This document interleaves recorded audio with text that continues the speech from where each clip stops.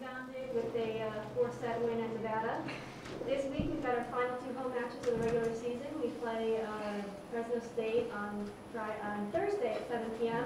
And then we have our senior day on Saturday at 1 p.m. against San Diego State. Tickets will be $3 for San Diego State's match. So all are welcome to come help us celebrate our seniors. We have 4 seniors, Carrasco, Checo, Bedingfield, and Sprague. Correct. Okay, before I talk about this last week, I want to mention a couple of things so I don't forget. But Thursday night's game is a game honoring a young lady named Riley Lawson, who passed away in August. She was a ball girl for us. Her stepmom worked for me for 8 years. And so that game is being done in honor of her and her family. They'll be presented with a jersey with her number at halftime.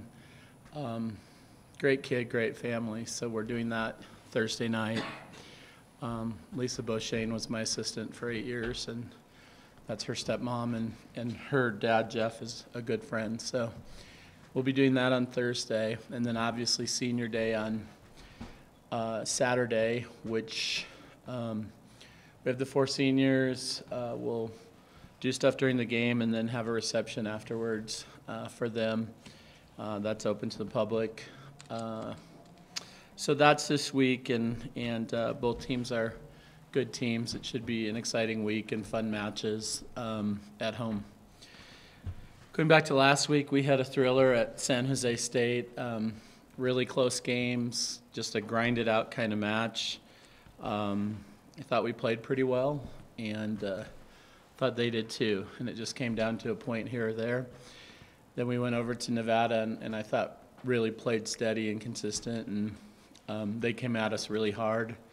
Both teams are really good serving teams, and came at us really hard, but I thought we handled it well and got a good road win, and it was nice to see. We had Lauren Twitty, who had been struggling for a few weeks, really stepped up on Saturday and had a big match, 20 kills, hit about 300, and it was nice to see her get back in form. And it was funny because on the night before in practice, she dove for a ball and hit her mouth on the floor and knocked out her front teeth, and had to play with the mouth guard, but then played fantastic. So you know how those things go. You refocus, and she just had a great match for us, and so I was really happy for her. She had a double-double.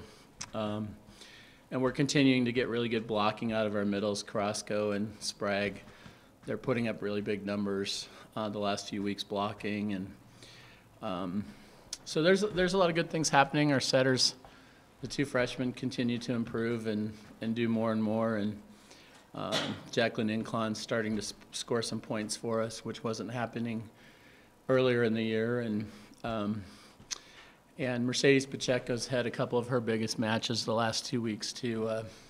Had 2 20-plus dig matches this weekend, which are really good numbers. So a lot of good things happening. Invite everyone out for the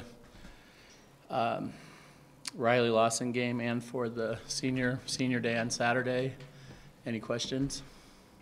It's Bedingfield. She was been hurt, right? Is she back? No. Oh. I truly, honestly, I hope that we can just put her into serve so she can say she played on senior day. But it was a 3rd-degree ankle sprain, and those can be 6-7 weeks, and that's about where we're at. It was a huge loss for us, but I do really hope we can get her in at least to have participated on Saturday. So, but that's probably going to be about it. She just got out of her boot yesterday. Not to put the cart before the horse, but do you anticipate, we were talking about that WNIT, do you anticipate any postseason at all? We would have to win out. I mean, we have 3 matches in front of us that are good RPI matches. We'd have to win all of them. So it'd be. That's why I was asking, because of who you guys have played. Yeah, but